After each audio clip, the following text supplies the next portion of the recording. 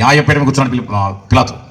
న్యాయపీఠ మీద కూర్చుంటే పిలాతు న్యాయపీఠ మీద కూర్చుంటే భార్య ఉత్తరం పంపింది, నాకు కల వచ్చింది, ఆయన నిర్దోషి నీతిమంతుడు, ఆయన జోలికి నువ్వు వెళ్ళొద్దు. దేవుని స్తోత్రం.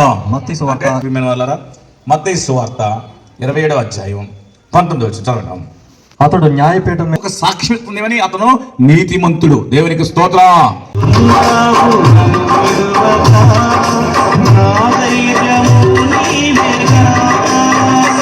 ఎలా తప్పించాలి? అభిషేక్ లెఫ్ట్ హ్యాండ్ బ్యాట్స్ విలకవరమా ఉన్నాడు, వాళ్ళు తప్పించి నేను సంజు శాంసన్ ఎలా పెట్టుకోగలుగుతాను అని నవ్వాడంట. అతని విషయం ఎత్తగానే సౌత్ ఆఫ్రికా ఆడారు, ఓడిపోయారు.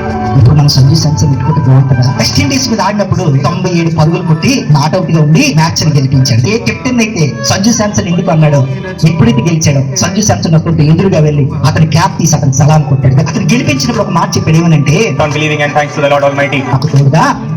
క్రికెట్ కథ మొత్తం మార్చగలవు, నీ నామముకే మహిమంతా తెచ్చుకొందువు యేసయ్యా.